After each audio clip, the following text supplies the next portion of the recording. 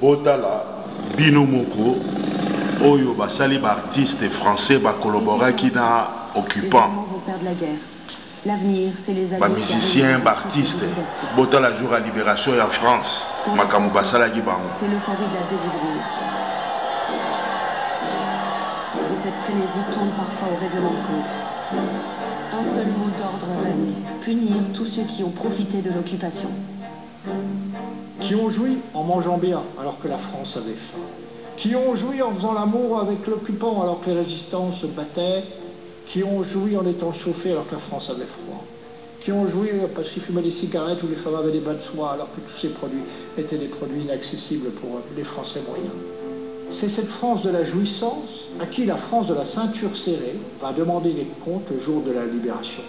Au fond, l'appartenance à la communauté nationale était fondée par une communauté de souffrance. Étaient français ceux qui souffraient, ceux qui n'étaient pas ravitaillés, ceux qui n'étaient pas dans la jouissance. Et tous ceux qui auront dérogé à cette souffrance seront considérés comme suspects. De la collaboratrice horizontale à ceux qui sont livrés au marché noir et à ceux qui ont bénéficié de privilèges. Les mannequins des maisons de couture, les acteurs de cinéma, les actrices de cinéma, tout ce petit monde du tout Paris qui a continué à vivre comme si de rien n'était. Yvette Lebon, qui a su diversifier ses relations, n'est pas inquiétée, contrairement à ses anciens amants Sacha Guitry et Jean Lucher. Lucher sera fusillé le 22 février 1946. Arletty est emprisonnée. Elle n'assistera pas à la première du film Les Enfants du Paradis, dont elle est la vedette. Provocatrice, elle déclare: mon cœur est français, mais mon cul est international.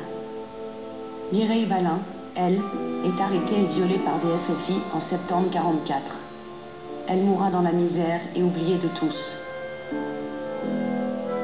Elle symbolisait la France, une France dévoyée, une France qui aura subi le charme vénéneux, la séduction perverse de l'occupant. La foule demande des comptes à celles qui ont couché avec l'ennemi.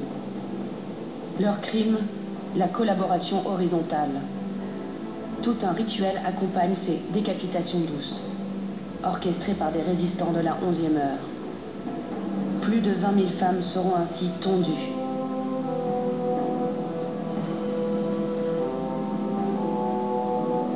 C'est la fille sur laquelle on va, à travers une sorte de catharsis, faire peser ou concentrer tous les mauvais comportements de la période, en essayant de s'exonérer soi-même de ses fautes, de ses lâchetés, de son attentisme, et en faisant payer quelqu'un qui aura, par son comportement sexuel, en ayant couché avec les Allemands, choisi le mauvais côté de l'histoire.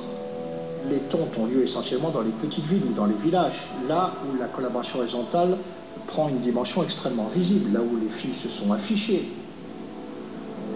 Beaucoup n'ont pas la chance de Francine, qui échappe aux tontes grâce à sa mère, qui a fait passer son bébé pour le sien.